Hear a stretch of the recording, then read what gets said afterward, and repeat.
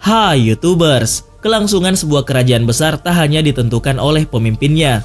Di bawah raja atau kaisar masih banyak pion penting yang bertugas menjaga keutuhan sebuah negara dan bila mungkin memperluasnya. Di masa lalu, para jenderal dan panglima yang maju ke medan perang merupakan tonggak negara. Dari kepemimpinan dan strategi cerdas mereka, kerajaan bisa melakukan ekspansi hingga ke daerah-daerah yang jauh dari pusat kekuasaan pemimpin tertinggi. Tentu tak mengherankan jika sejumlah panglima perang diingat sejarah sebagai tokoh terhormat. Kombinasi keahlian militer, keberanian, dan kecerdasan membuat nama mereka harum di seluruh dunia. Dan berikut daftar panglima perang terhebat yang pernah dikenal dunia, termasuk dari tanah air. Tapi sebelum masuk ke daftar, di bawah video ini ada tombol subscribe atau tombol berlangganan. Kalau kalian suka dengan konten-konten daftar 5, kalian bisa menekan tombol itu untuk berlangganan video atau konten daftar 5. Dan ini gratis. Oke, lanjut. Genghis Khan. It is said that every witness to his funeral cortege was executed to keep the site of the tomb a secret. Genghis Khan adalah pendiri Kekaisaran Mongol dan Khan Agung pertama. Bagi sebagian besar warga Mongolia, dialah pendiri negara tersebut. Pria yang lahir dengan nama Temujin ini berkuasa setelah menyatukan suku-suku nomaden di timur Laut Asia lewat serangkaian pertempuran. Setelah diangkat menjadi Genghis Khan, dia menjalankan serangkaian invasi dan menaklukkan sebagian besar Eurasia. Di akhir hayatnya, Kekaisaran Mongol telah menduduki titik penting di Asia Tengah dan Cina pula. Genghis Khan dan para prajuritnya ditakuti karena kerap melakukan pembantaian besar-besaran terhadap warga sipil daerah taklukan mereka. Bahkan wanita dan anak-anak pun tak lolos dari pembunuhan. Walaupun begitu, Genghis Khan juga dianggap berjasa karena telah mengamankan jalur sutra, sehingga tercipta komunikasi perdagangan yang bagus antara Asia Timur Laut, Asia, dan Eropa. Dia menetapkan aksara Uyghur sebagai sistem penulisan yang berlaku, mempraktikkan meritokrasi, dan mendorong toleransi beragama di negara tersebut. Napoleon Bonaparte.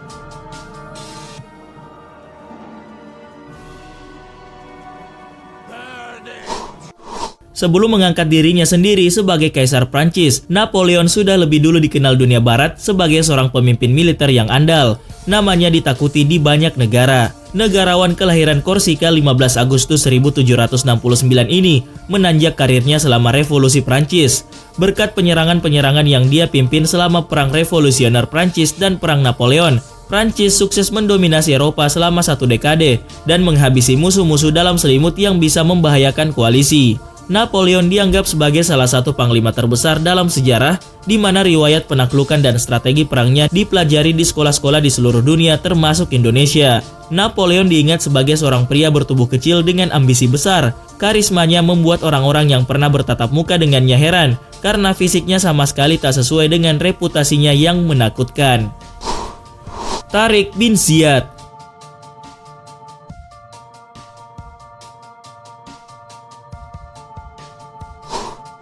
Tariq dikenal sebagai penakluk Spanyol dan diakui sebagai salah satu panglima militer muslim terbesar sepanjang masa. Walaupun begitu, tak banyak informasi mengenai asal-usul dan kebangsaannya yang bisa digali. Ada yang menyebut dirinya sebagai orang Persia, anggota klan Sadif, Berber dari Aljazair, atau bahkan budak dari seorang emir Afrika Utara. Hampir semua informasi yang berkaitan dengan Tariq berasal dari tahun 711 ketika dia melancarkan invasi ke Spanyol. Walaupun kalah jumlah, pasukannya mendapat kemenangan gemilang di pertempuran Guadalete yang membuat Raja Rodrik dari Spanyol terbunuh. Tariq membagi pasukannya menjadi 4 divisi saat mereka mengejar musuh yang kalah dari Toledo. Mereka segera menaklukkan Cordova, Granada, Toledo, dan Guadalajara. Bersama Musa bin Nusair, dia menaklukkan sekitar 2/3 semenanjung Iberia yang meliputi Saragossa, Barcelona, dan Portugal. Tentara Muslim bahkan pergi ke Prancis dan menaklukkan Lyons. Itulah awal pemerintahan Muslim di Spanyol sampai 1492. Alexander Agung.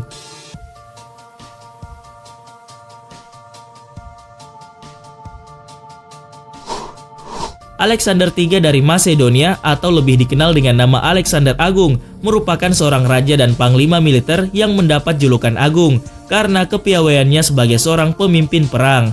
Alexander tak pernah kalah dalam pertempuran, bahkan ketika jumlah pasukan yang dimilikinya kalah jumlah. Semua itu karena taktik cerdas, strategi berani, dan didukung kesetiaan para prajurit. Alexander meninggal di usia muda, yaitu 32 tahun. Dia menghabiskan sebagian besar tahun-tahun kekuasaannya dalam kampanye militer melalui Asia dan Afrika Timur Laut untuk menciptakan salah satu kerajaan terbesar dalam sejarah. Daerah kekuasaannya meliputi Yunani, India, Eropa, Persia, dan Mesir. Salah satu komandan militer terhebat dalam sejarah ini dikenal memiliki hubungan dekat dengan Hephaestion yang dianggap sebagai sahabat jenderal dan ajudan.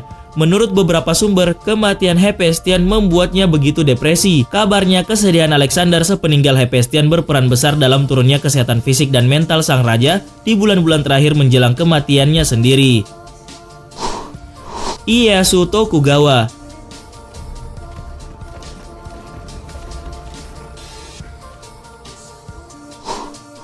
Ieyasu Tokugawa adalah shogun pertama dari Keshogunan Tokugawa Jepang yang secara efektif memerintah Jepang sejak pertempuran Sekigahara pada tahun 1600 hingga datangnya restorasi Meiji di tahun 1868.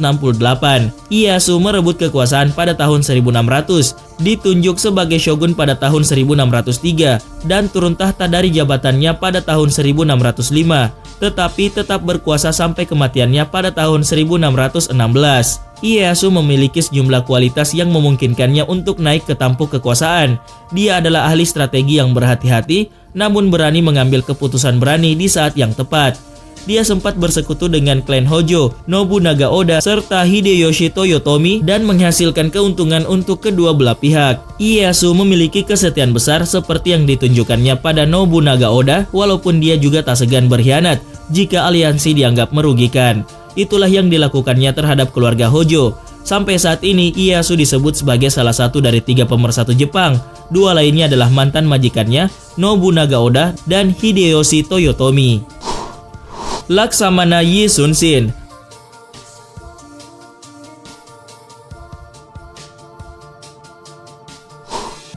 Laksamana Yi Sunsin adalah pemimpin Angkatan Laut Korea dalam Perang Imjin dan berhasil meraih kemenangan dalam 23 pertempuran dengan taktik dan strategi militer. Dianggap luar biasa sebab pasukan Yi selalu kalah jumlah dalam setiap pertempuran. Kemenangan Yi yang paling gemilang adalah pertempuran Myeongyang, di mana dia mengalahkan 333 kapal Jepang hanya dengan 13 kapal. Hasil akhirnya adalah 123 kapal cacat dan atau hancur, dan 18.000 tentara Jepang tewas, sementara armada Yi kehilangan kapal dan hanya kehilangan paling banyak 36 tentara. Admiral Yi juga berjasa atas penemuannya, kapal penyu yang sangat efektif dalam pertempuran di laut.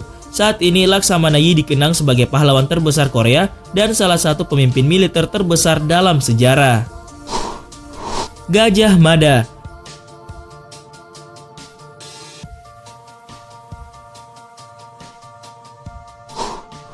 Majapahit Gajah Mada dikenal sebagai seorang jenderal dan panglima perang andal dari Nusantara. Dia melaksanakan politik penyatuan Nusantara selama bertugas sebagai Patih Majapahit. Berkat kegigihannya, negara-negara luar wilayah Majapahit berhasil ditaklukkan, antara lain Gurun Lombok, Seram, Tanjung Pura Kalimantan, Haru Sumatera Utara, Pahang Malaya, Dompo Bali, Sunda, Palembang Sriwijaya, dan Tumasik Singapura. Menurut Nagara Kretagama, nama-nama negara yang disebutkan bahkan jauh lebih banyak lagi. Bersama Laksamana Nala yang mengomadani pertempuran di laut, Gajah Mada memulai kampanye invasi ke Suwarnabumi Sumatera, Bintan Tumasik, sekarang Singapura, dan Semenanjung Malaya. Bersama Arya Damar, dia menaklukkan Beda Hulu di Bali, Lombok, Kapuas, Katingan, Sampit, Kota Lingga atau Tanjung Lingga, Kota Waringin, Sambas, Lawai, Kandawangan, Landak, Samadang, Tirem, Sedu, Brunei, Kalka, Saludung, Sulu, Pasir, Barito, Sawaku, Tabalung, Tanjung Kutai, dan Malano. Di bawah pemerintahan Hayam Wuruk, Gajah Mada terus melakukan penaklukan ke wilayah timur sampai tahun 1357. Namun peristiwa Perang Bubat yang membuat diplomasi Hayam Wuruk terhadap kerajaan Sunda gagal telah mencoreng nama Gajah Mada.